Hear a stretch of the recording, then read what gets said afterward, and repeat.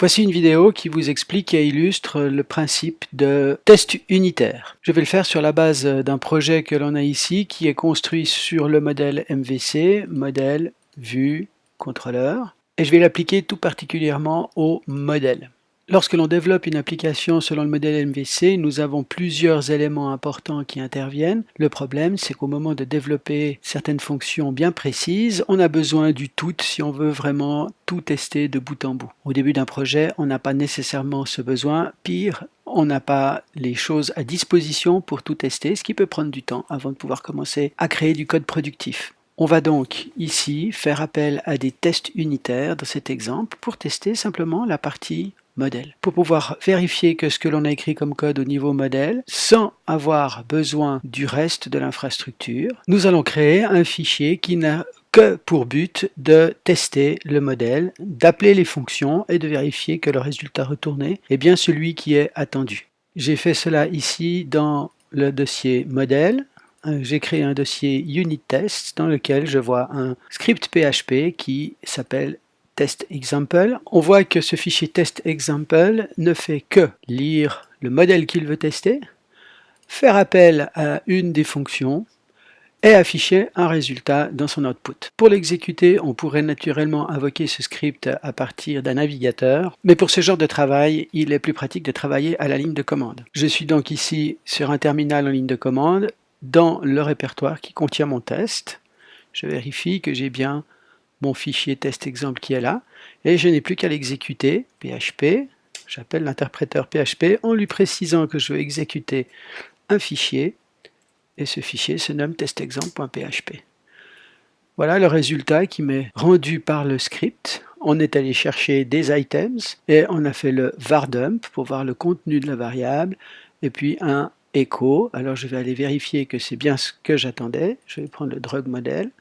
Get drug items, on voit bien qu'effectivement les données, c'est un tableau de 5 chaînes de caractères qui a été retourné, et donc le résultat affiché par mon script est bien celui que j'attendais. J'ai donc ici vérifié le bon fonctionnement de getDrugs. Je vais enrichir un tout petit peu cet exemple maintenant avec une fonctionnalité de suppression. Je retourne dans mon modèle. Mon modèle est bien entendu actuellement faux. Il ne correspond à rien, c'est juste un exemple. Je vais prendre destroy drug item.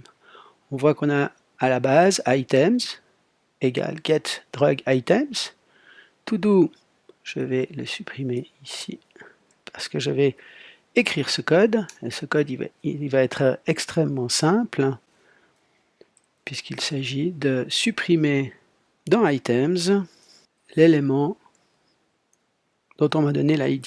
On va ensuite enregistrer le fichier, ça c'est pour le vrai code. Moi ce que je vais faire ici, c'est simplement de retourner à l'appelant le tableau dans lequel nous avons supprimé l'élément demandé. Je vais donc maintenant modifier mon test.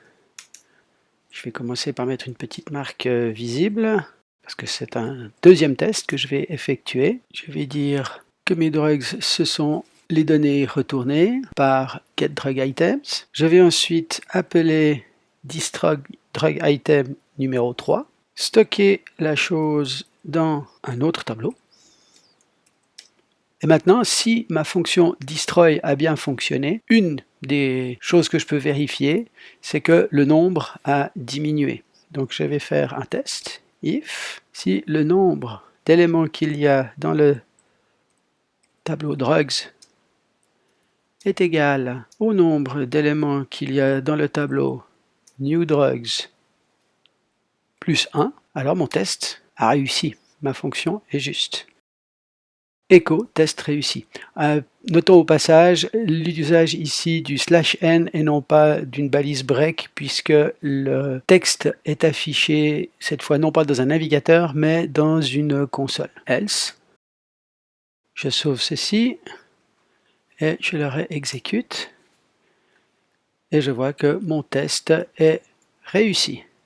Il fallait que je mette aussi /n à cet endroit. Pour preuve, on va aller dans mon drug model, puis je vais par exemple ne rien faire du tout. Là, j'aurai un bug, quelque chose qui ne fonctionne pas correctement. Je réexécute mon test. Le test a cette fois échoué. Naturellement, ce n'est pas parce que j'ai ici réalisé cette fonction comme ça que ce test me dit qu'il n'y a aucun bug dans ma fonction d'effacement. Je pourrais très bien avoir un bug si j'avais écrit quelque chose comme ceci. On me demande d'effacer un certain élément, j'efface n'importe quel élément, j'exécute et ça me dit que le test a réussi et pourtant ma fonction est buggée. À vous de jouer maintenant pour écrire quelques procédures de test qui valident votre modèle.